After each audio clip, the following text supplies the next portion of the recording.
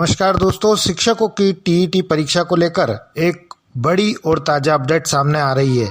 शिक्षा विभाग द्वारा अब तक स्पष्ट आदेश जारी नहीं किए गए हैं, जिससे शिक्षकों के बीच भारी असमंजस की स्थिति बनी हुई है कि आखिर किन शिक्षकों को यह परीक्षा देनी है और किन्हें नहीं। आइए जानते हैं पूरी खबर विस्तार से।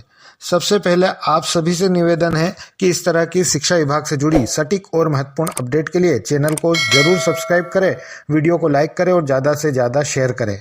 लोक शिक्षण संचालनालय द्वारा जारी पात्रता परीक्षा संबंधी आदेश ने हजारों शिक्षकों को असमंजस की स्थिति में डाल दिया है। आदेश की अस्पष्टता के कारण शिक्षकों में चिंता और असंतोष का माहौल साफ देखा जा रहा है।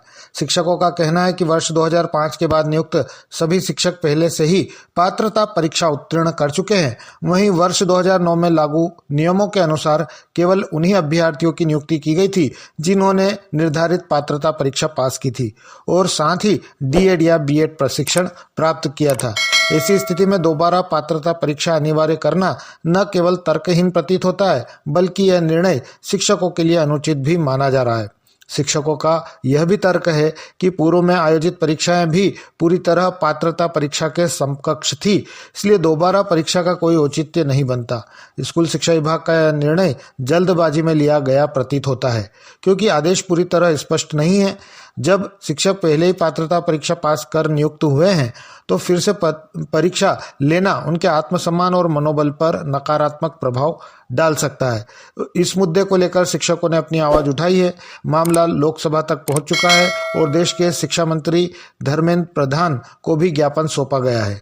वर्तमान में सबसे बड़ी समस्या यह है कि शिक्षा विभाग की ओर से अब तक यह स्पष्ट नहीं किया गया है कि किन शिक्षकों को परीक्षा देनी होगी और किन्हें नहीं। लगातार नए और कई बार भ्रामक आदेश सामने आ रहे हैं, जिससे शिक्षकों में भ्रम और बढ़ता जा रहा है। सोशल मीडिया पर भी कई फर्जी आदेश तेजी से वायरल हो रहे हैं, जिनसे शिक्षकों के बीच डर और मानसिक तनाव का माहौल बन रहा है। हाल ही में एक वायरल आदेश में 1 से 25 अप्रैल तक ऑनलाइन पंजीकरण की बात कही गई थी, लेकिन यह आदेश पूरी तरह अप्रमाणित निकला। उसमें किसी भी सक्षम अधिकारी के हस्ताक्षर मौजूद नहीं थे। अब सबसे बड़ा सवाल यह है कि अगर टीईटी परीक्षा कराई जानी है तो इसे लेकर स्पष्ट दिशा निर्देश क्यों नहीं दिए जा रहे।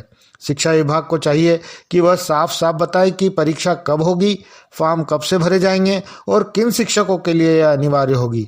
साथ ही यह भी स्पष्ट होना चाहिए कि जो शिक्षक पहले ही पात्रता परीक्षा पास कर चुके हैं उन्हें इस परीक्षा से छूट दी जाएगी या नहीं, और यदि परीक्षा कराई जानी है तो उसकी पूरी प्रक्रिया और नियमों की स्पष्ट जानकारी समय रहते दी जानी चाहिए। स्पष्ट आदेश के अभाव में शिक्षकों के बीच असमंजस की स्थिति बनी हुई है। ऐसे में जरूरी है कि विभाग जल्द से जल्द पारदर्शी और स्पष्ट निर्णय ले, ताकि शिक्षक अपनी तैयारी सही दिशा में कर सके और किसी भी प्रकार के भ्रम से बच सके।